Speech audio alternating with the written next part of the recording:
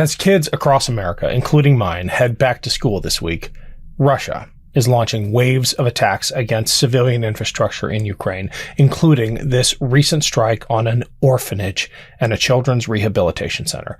I spoke about these attacks with Mike Breen, a former Army intel officer who has researched Russian war crimes in Ukraine as the head of an international human rights organization. Full disclosure, Mike and I recorded this conversation a few weeks ago after a Russian attack that hit a children's hospital. That's what you're looking at here. We never ended up airing that interview for a variety of reasons, but it is a testament to Russia's brutality that a conversation about targeting civilians, kids, is never not relevant, because this has become the Russian way of war. I'm sharing this interview now because I'm going to need your help soon. I'm headed back to Ukraine in a couple weeks, where I'll be reporting from Kyiv before heading to the front. Given the recent attacks by Russia against journalists covering the war, we're being careful about sharing details in advance, but I will be doing the best I can to tell the truth about what is happening in Ukraine and why it matters here. And I'll have several requests of this audience for ways to support Ukraine. More to come on that soon. Here's me and Mike Breen. So, Mike, horrific news out of Ukraine. You and I both spent time there. It's hard not to grow numb to the devastation being inflicted upon the Ukrainian people by Vladimir Putin. But I'm wondering if the timing of this is just a coincidence. And it wasn't just this children's hospital in Kyiv. There were a number of civilian targets across the country that were struck literally on the eve of NATO's major summit in the U.S.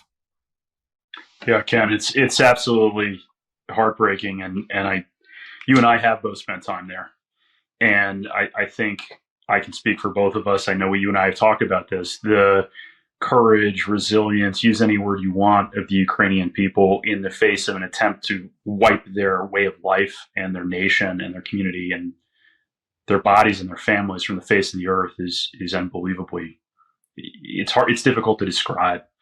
And yet they're faced with atrocity after atrocity after atrocity. And as we've seen in Syria, as we've seen in other places around the world, as we've seen in Ukraine, and this is the Russian way of war. It's war by the destruction of society at a moral level and at a physical level. A good friend of mine who has experience in many conflict zones, Iraq, Afghanistan, was on the ground in Syria, has been on the ground in a lot of places. I asked him for his impression of what he had seen in Ukraine. And he's been all over the country since the beginning of the Russian invasion. And he had to turn to the Bible to try to describe what he'd seen. And he quoted the book of Matthew. And he said, "There shall not be left here one stone upon another that shall not be thrown down." And as you go to these villages, you and I have both seen, this is what you see. This is the latest in a series of attacks. So I have two answers to the question, why now? On the one hand, this is what the Russians have been doing at some level every day since the conflict began. And on the other hand, I think this massive attack on Kyiv and other major cities in Ukraine, using a whole host of weapons, ballistic missiles, cruise missiles, air-launched cruise missiles like the one that hit the hospital. I think it's an attempt by Russia to convey really two messages. The first is, we can do this forever. We will wage this war of destruction forever, and NATO, there's nothing you can do about it. That's not true, but that's what the Russians want NATO to believe. And the second, I think, terrorist attacks and atrocities in war have a logic to them strategically. One of the things they want to do is try to provoke a very predictable set of responses from the people that the horrors inflicted upon. What this attack may do is set up a very uncomfortable series of conversations between Ukraine and partners like the United States about the pressure to retaliate, the pressure to strike deeper into Russia, to strike the bases that these bombers are being launched from. And the fear among many in NATO, including in the United States, of escalation. in a war in which one party has enough nuclear weapons to destroy biology. They're trying to set that up. They're trying to set up this feeling of helplessness and tension within the alliance and to emotionally ensure that that conversation happens in an emotional environment of absolute anguish. They want us to feel impotent. They want us to feel broken, and they want us to feel like there's no way out of this thing. None of that's true. And of course, the Russian way of war is to do that by using the sophisticated precision weapons of the 21st century to kill children in a hospital ward. Yeah. You described it as a terror attack, and I'm so glad you did, because it's not just the devastation that these attacks inflict upon Ukrainian civilians. It's the thought that goes into them. And I'm thinking in particular of the double tap strategy, which is striking a civilian targets, waiting until emergency responders arrive to try to pull people out of the rubble, and hitting it again when you know the ambulance crews and the fire crews are there trying to help. That is not a military strategy. That's a terror strategy. That's absolutely right. That is terror bombing by definition. We've seen the Russian Air Force engage in this very deliberately in Syria. We're seeing them engage in the same thing in Ukraine. When citizen groups in Syria stepped up, like the White Helmets, to try to do something about Russian terror bombing of civilian targets in Syria, we saw Russian targeteers try to kill the White Helmets. And they did that in several ways, Ken. They did it with a double tap strategy, so attacking civilian targets, hoping to bring first responders out and then trying to kill them. And there are recordings of Russian pilots speaking Russian in the cockpits of Russian aircraft talking about this. I mean, there's nothing ambiguous about any of it. They also did it through asymmetric means, trying to discredit the White Helmets, trying to go after the people who had started that organization, trying to discredit them, going after their families, trying to isolate them, throwing massive resources at the disinformation campaigns against them. And of course, we see the same thing happening in Ukraine as well. So it's in the information sphere, and with bombs, this is personal destruction. It's warfare by terror and personal destruction. It's Ken Harbaugh. Quick break here because I have two favors to ask. We're off to a great start with the Ken Harbaugh Show on YouTube, but the podcast needs a little love. Please click the link below to follow, rate, and review. The success of shows like this really does depend on those ratings. And if you haven't yet followed me on Patreon, please check it out. It's free to sign up, or you can pitch in a few bucks a month. Every dollar goes back into this show and our pro-democracy efforts, including the reporting from Ukraine. Go to patreon.com/Ken Harbaugh. Thanks for the support. Another feature of the Russian way of war that we're only beginning to appreciate is the use of children as targets and as leverage. I know your former organization, Human Rights First, did some work around the abduction of children by the Russians, taking them from Ukraine into Russia. For those unfamiliar with that, which is, shocking in and of itself that this isn't a scandal that the whole world is talking about. Can you remind us what the Russians did in the abduction of Ukrainian children in the early phase of the full-scale invasion? Absolutely. And this continued until fairly recently. Both by the Russian government and by some of their mercenaries like Wagner Group.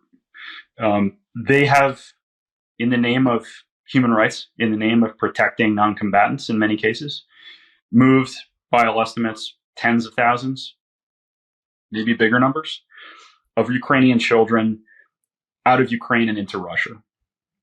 And all indications are that those children have been concentrated at various points at places like summer camps. They've been forced to attend concerts. One of them was called Children Will Smile. And you can see footage of thousands of Ukrainian kids stone-faced while Russian comedians try to cheer them up. There appear to have been concerted attempts to indoctrinate these kids to believe that they're not Ukrainian, they're really Russian. Some of these children have been adopted by Russian families and moved as far away as Vladivostok on the Pacific coast. So there is a concerted effort to do this. It's celebrated in many ways within Russian society, in Russia, as a great humanitarian act. They've been rescued from these horrible Ukrainian supposed Nazis and delivered into their true motherland, into Russia. There are real echoes of indoctrination campaigns and mass displacement of different groups within the Soviet Union in the 30s and the 50s.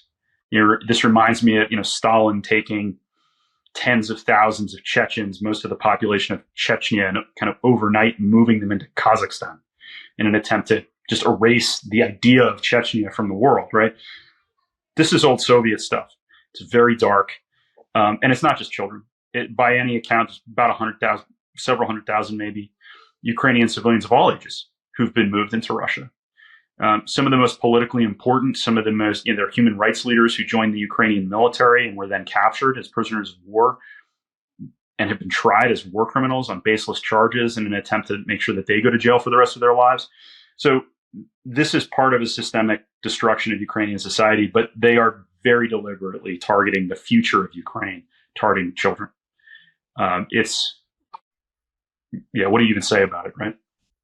Do the latest attacks seem like a desperate move in any way? Is there, it's hard to even ask about silver linings, but from a strategic perspective, it doesn't seem like you go all out in this kind of attack unless you feel like your back's against the wall. Is there something going on within the Russian political system or the Russian military system that should give us some glimmer of a light at the end of the tunnel? I mean, the latest casualty estimates I've read are far higher than even the estimates that some of the Ukrainian general staff were suggesting, approaching the point where they might not be sustainable even for a dictator like Vladimir Putin.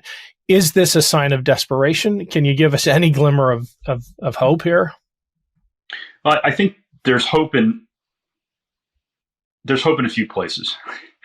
Right now, the dynamic of the war, the nature of the war that Russia is fighting, unfortunately, does favor Putin in a sense. He's turned the war, perpetual war, into his own comfort zone politically within his own country.